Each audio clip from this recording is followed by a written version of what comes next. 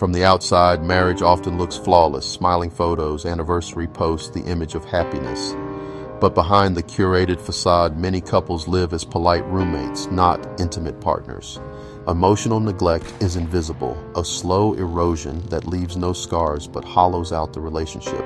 It's not about dramatic fights, but about the absence of connection, forgotten compliments, unanswered bids for attention.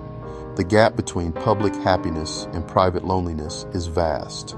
Many women maintain the illusion, afraid to admit their loneliness even to themselves. To say, "I am married, but I am profoundly lonely," feels like failure. The modern marriage demands more than shared chores. It asks for emotional intimacy, friendship, desire.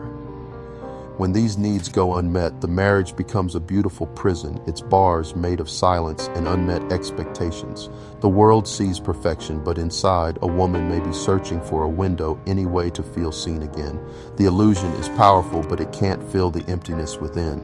Sometimes, the search for connection begins not with leaving, but with longing to be noticed. Emotional starvation isn't about weakness, it's about being human. In marriage, we crave validation, to be seen, heard, valued. When that's missing, a quiet hunger grows. A woman may wonder, do I matter? Am I still interesting? Not out of vanity, but out of a need for affirmation. Small gestures from others, a compliment, a listening ear, become disproportionately meaningful. She's not seeking an affair, but a witness to her existence. The attention of a stranger feels like a lifeline, a reminder she's not invisible. This validation is a temporary balm for the wound of neglect. The danger isn't in the attention itself, but in how starved she's become for it. The search for connection often starts in the quiet spaces of her own home. Emotional neglect leaves a door unlocked, a vulnerability, not a flaw. The gap between public happiness and private loneliness is easy for others to sense. To a would-be suitor, she appears stable yet secretly unfulfilled. A low-risk, high-reward opportunity. Her gratitude for attention can blind her to red flags. Manipulators know that meeting a deep need creates a powerful bond. Her marriage, ironically, makes her seem safe, unlikely to demand more.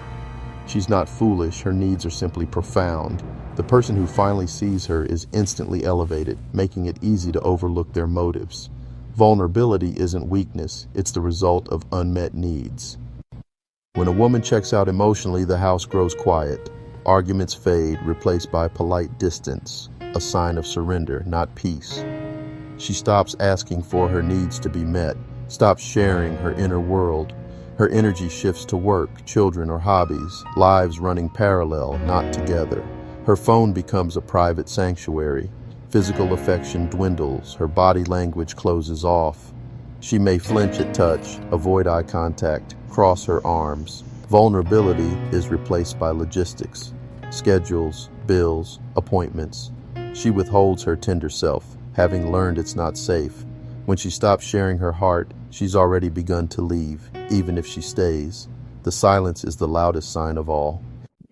Predator is often just someone skilled at reading unmet needs. Some are rescuers, offering empathy and validation, positioning themselves as the answer to her loneliness. Others are opportunists, drawn to the thrill and low commitment of an affair with a married woman. For them, it's about excitement, not love. Sometimes it's two lonely people, both married, finding solace in each other's company. These connections are built on shared wounds, not genuine solutions. The dynamic isn't always villain and victim. Often, it's two people medicating their pain, but the result is the same. The real issues at home remain unaddressed. The affair is a symptom, not a cure.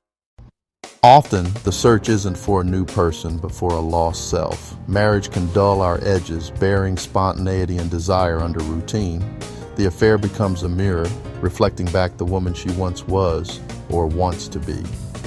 Attention from someone new reawakens dormant parts of her. She feels alive, intelligent, desirable again. It's less about the other person, more about rediscovering herself. The secret connection offers freedom from roles and expectations. For a moment, she's the protagonist of her own story, not just a supporting character. The affair is rebellion against a diminished identity, not just a partner.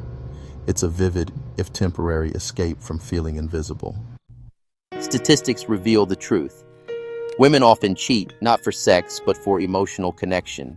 Studies show emotional dissatisfaction is the leading cause for women's infidelity. Affairs are usually the last symptom, not the first sign of a troubled marriage. Years of unanswered bids for connection precede the break. Loneliness within marriage is common. Many feel alone together. The affair is a misguided attempt to solve this loneliness. Emotional affairs are as devastating as physical ones, sometimes more so. The greatest betrayal is often the redirection of one's emotional core. The numbers don't just count acts, they tell the story of unmet needs. Infidelity is rarely about lust, it's about longing to be seen. Secrets create a private world, intense, forbidden, and intoxicating. Every stolen moment feels precious, charged with meaning absent from daily life. The secrecy forms a powerful we, a united front against loneliness. The risk and rebellion make her feel alive, powerful, desired. The affair is curated, no chores, no arguments, just connection and admiration. It's a fantasy, unburdened by reality. The secret transforms vague unhappiness into a compelling story. She becomes the heroine of her own narrative, not just a background character. The allure isn't just the person, it's the feeling of being chosen, of mattering again. The secret is the plot twist that makes her feel alive. Understanding these dynamics isn't condoning infidelity, it's seeing the human need for connection.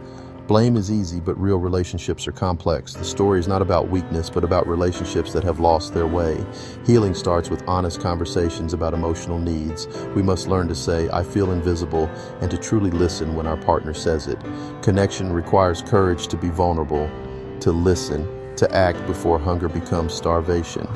This isn't about why married women are easy, but why unmet needs make anyone vulnerable.